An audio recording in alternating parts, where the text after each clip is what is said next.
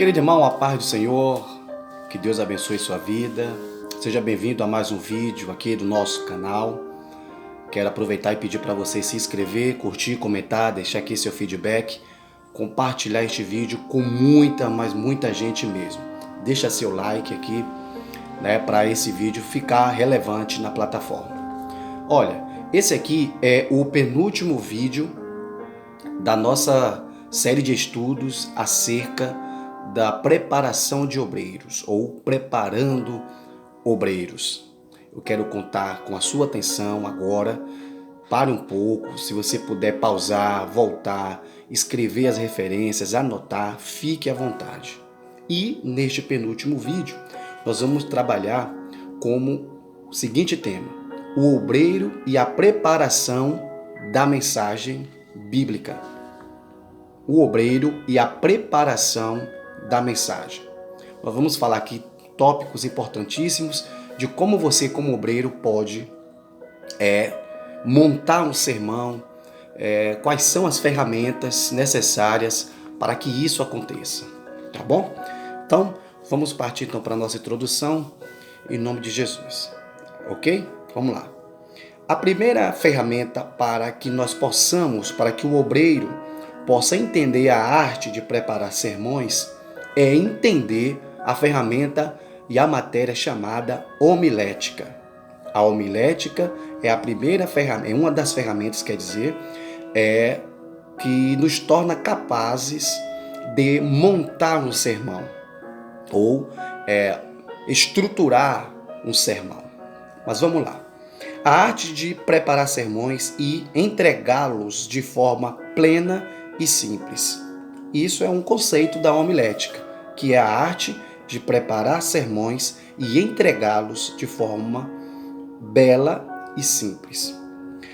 Para compreender melhor o que é homilética, temos de pensar em sua origem, que se deu na Grécia Antiga, quando o discurso como arte nasceu com os primeiros filósofos gregos. Eles usavam a retórica, a arte de falar bem, para convencer os seus ouvintes. E hoje, uma profissão que utiliza muito essa arte aqui de falar, essa arte, de trazer um conteúdo, muitas das vezes até mesmo no meio do direito, na área do direito, daquele que está se formando em advocacia, utiliza-se muito dessa prática, do discurso, do convencimento através do discurso. Os sofistas se utilizavam muito da retórica. Eram gregos habilidosos que persuadiam o público porque tinham um bom discurso. Eles não tinham um compromisso com a verdade, lógico. Defendiam aquilo que lhes era proposto. Tanto que no mesmo assunto, dois ou mais sofistas podiam defendê-lo, mostrando duas faces que pareciam ou pareceriam verdadeiras. O sofismo é um movimento filosófico da Grécia. No cristianismo, a arte de pregar era chamada de retórica sacra, quando, no século XII, as disciplinas teológicas ganharam nomes gregos, como, por exemplo, hermenêutica e apologética, e a oratória sacra passou a ser denominada homilética, ou a homília, Em alguns adventos religiosos falam sobre a homília, que é a origem, da homilética. Homilética vem de homília. O termo é derivado do substantivo grego homília, que significa associação, companhia, e do verbo grego homileu, que significa falar, conversar. No dicionário de língua portuguesa Aurélio, homilética é a arte de pregar sermões religiosos. Como arte, a homilética deve ser usada para dar beleza e forma aos sermões, sem, no entanto, esquecer o artista, ou seja, o pregador, da pesquisa científica que lhe dará os fundamentos e nem da técnica para a sua execução, além e principalmente de buscar pela oração a orientação do Espírito Santo. Temos essa prática, essa técnica, mas a gente não pode se esquecer, obreiro não pode se esquecer da oração e da busca e do estudo da palavra de Deus, que é a fonte da mensagem. A fonte da mensagem do obreiro não é o seu intelecto, né? Paulo disse, eu não vos preguei por palavras persuasivas humanas, né? Mas falei a palavra, preguei a Cristo ressuscitado. Vamos lá. Tópico 1. Os benefícios da homilética.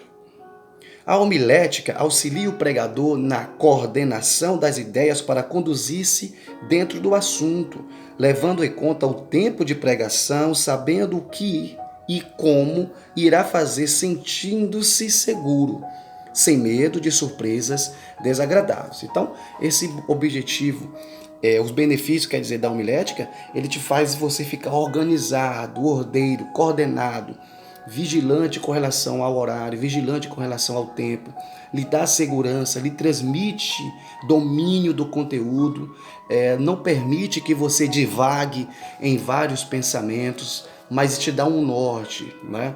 Te dá aqui um passo a passo, te dá um panorama, te dá um alinhamento. Então, são vários benefícios da homilética quando você a utiliza. Ponto 2. Alguns perigos da homilética. Lógico, além dos benefícios, se você não souber usar, tem aí alguns perigos. Vamos ver. Usar técnicas para preparar e pregar um sermão pode levar o pregador a acomodar-se e não buscar a inspiração divina. Esta deve ser procurada por meio da oração. A palavra pura e simples, a técnica, o estudo por si só mata.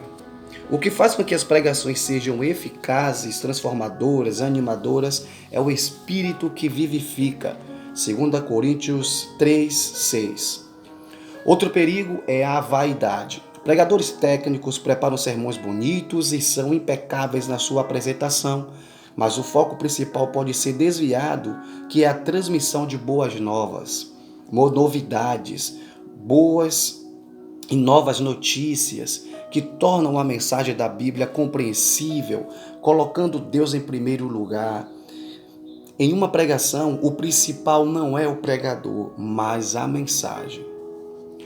Tópico 3. O preparo do pregador. Letra A. O primeiro preparo do pregador é o preparo espiritual. Letra A. O preparo espiritual. Significa, em primeiro plano, amar a Deus e sua obra, ter intimidade com Ele, o que é alcançada por meio de conversas amigáveis e diárias com a oração contínua, com a adoração, arrependimento, gratidão, submissão, amor, cumplicidade. Quando amamos a alguém, temos uma enorme vontade de fazer tudo o que agrada a tal pessoa. Assim mesmo, também é com Deus. Se nós amamos a Deus, o que nós queremos fazer? Exatamente ter um relacionamento com Ele. E esse relacionamento com Deus vai nos proporcionar sermões mais poderosos. Vai nos proporcionar intimidade com Ele. E essa intimidade nos torna mais fervorosos. E se estamos mais ligados em Deus e conectados nele, com certeza fluirá e brotará sermões poderosos. É essa outra característica espiritual do pregador eficiente, perfeita comunhão com Deus. E por isso cheio do Espírito Santo, porque na medida em que buscamos comunhão com Ele, recebemos e em troca a mesma dose de intimidade. É pura amizade, como era com Davi. Esse amor incondicional faz com que o obreiro tenha um testemunho irrepreensível e indispensável para que tenha crédito diante daqueles que o ouvem. Letra B. O preparo social.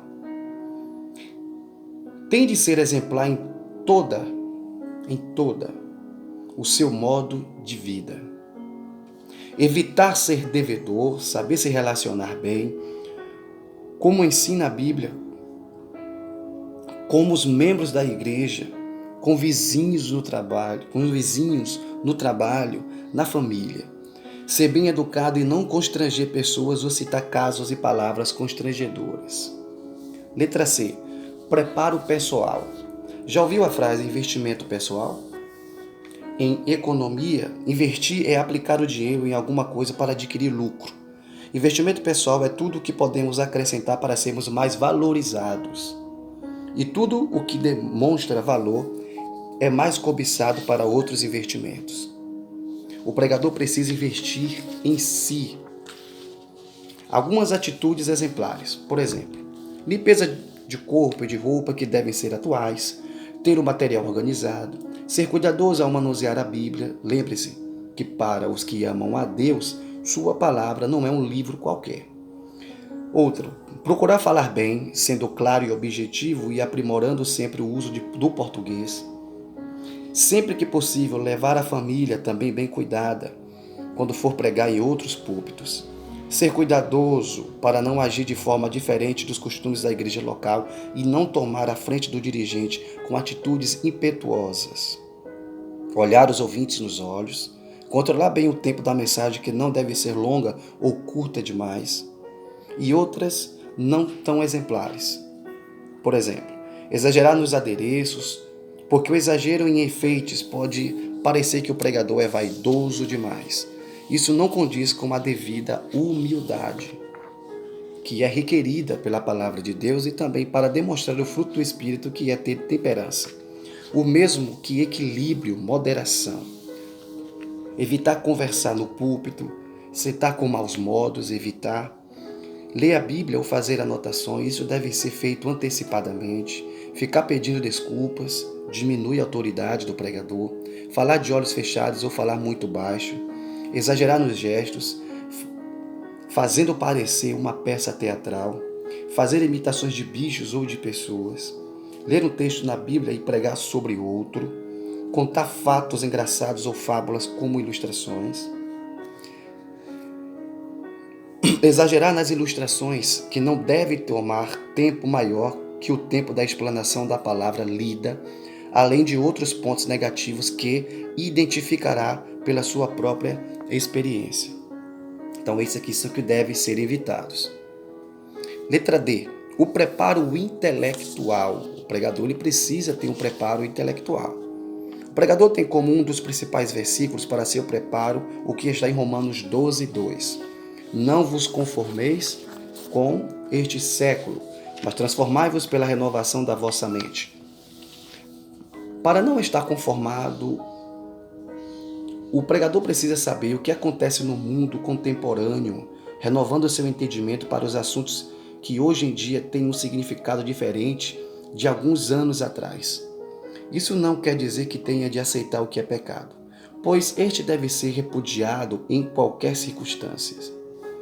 É necessário também ter conhecimento da história da sua igreja, o que pode ajudar a tomar uma postura em assuntos polêmicos. A pesquisa é um instrumento importante para a atualização do pregador. Como ferramentas de pesquisas, podemos citar, entre outras, boas revistas seculares, literatura cristã, internet, jornais, ter conhecimento do que se passa em programas de rádio ou televisão para repudiar o que está errado e enfatizar o que é importante para ser enfatizado, participar de seminários e congressos de interesse ou ouvir outros pregadores. Vamos para o próximo tópico aqui. Preparando o sermão. Para começar a preparar um sermão é indispensável oração, escolha de material de pesquisa e a Bíblia como fonte de onde se retira o texto principal. Lembre-se que a pregação é sobre a palavra de Deus. Durante a pesquisa, separam-se as anotações, procurando compreender o texto, somente depois se faz o desenvolvimento, porque as ideias devem ser próprias do pregador depois das conclusões que retirou do estudo. É necessário compreender para explicar o texto bíblico. Pregar a palavra de Deus é explicá-la, para que os ouvintes compreendam com o fim de terem suas vidas transformadas. Por isto, a oração e o estudo são extremamente importantes. A explicação deve ser clara, resumida e com palavras que facilitem a compreensão. Quando Jesus pregava, até as suas ilustrações eram diferentes para que cada grupo de ouvintes, por exemplo, quando falava para pescadores, dizia que o reino dos céus se parecia com uma rede lançada ao mar e que apanhava todo tipo de peixes. Quando falava para agricultores, ele ilustrava dizendo que o reino de Deus era semelhante a um semeador que saía a semear boas sementes. Seu linguajar era perfeitamente entendido porque o ouvia. E esse é um dos motivos pela qual multidões ficavam muitas horas lhe ouvindo.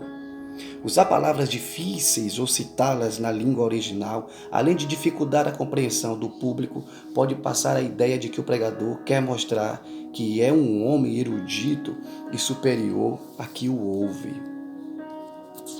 Usando ilustrações. Escolher bem e não usar muitas em um sermão. A ilustração é apenas um meio para explicar a ideia. Precisam ser variadas, mas não longas, para não tirar a atenção dos ouvintes do texto principal. Outro tópico: interpretando o texto. Procurar compreender o que o texto relata e estudar todo o contexto, sua importância no momento em que foi escrito e sua aplicação no mundo atual. Não dar sentido espiritual a textos que têm somente conotação histórica.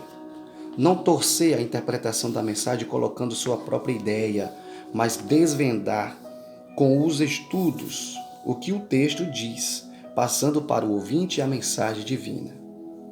Próximo tópico: as diversas partes do sermão. Introdução. Serve para preparar o ouvinte para receber a mensagem, estabelece um ponto de contato entre o pregador e o público, deve ser breve para atrair o interesse de quem ouve. O corpo da mensagem. O sermão é dividido em aproximadamente 3 partes, e nelas poderá haver tópicos. Por exemplo, o sermão sobre os 2 caminhos terá seu corpo dividido em 2 partes, e cada uma delas com tópicos. A conclusão é a parte final e encerra o objetivo final. Nela pode estar uma retrospectiva breve da mensagem pregada, mas não deve ser longa e nem incluir um assunto novo. Vamos agora para os tipos de sermão. Primeiro tipo de sermão, sermão temático. Esse tipo de sermão, o foco do pregador está sobre o assunto escolhido. A análise vem do assunto e não do texto.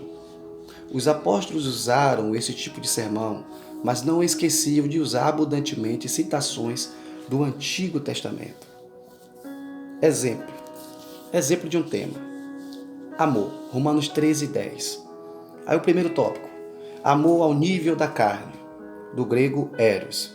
Segundo tópico, amor ao nível humano, do grego filia. Terceiro tópico, amor ao nível divino, do grego ágape. Textual. É o texto bíblico que é dividido em partes e seu sucesso depende do desempenho da análise do texto escolhido. Para se analisar um texto é preciso estudar cada frase, sua significação histórica e todo o contexto que o envolve. Exemplo: o Evangelho de Cristo, Romanos 1,16. Primeiro tópico: não me envergonho do Evangelho de Cristo. Segundo, pois é o poder de Deus. Terceiro, para a salvação. Quarto, de todo aquele que crê. Sermão expositivo. É composto de argumentos demonstrados por meio de textos bíblicos. Exemplo: Davi, homem segundo o coração de Deus. Atos 13:22. Porque era temente a Deus, aí você usa as referências, 1 Samuel 24:10, 26, de 8 a 10. Segundo, porque buscava fazer o melhor para Deus. 2 Crônicas 6:8.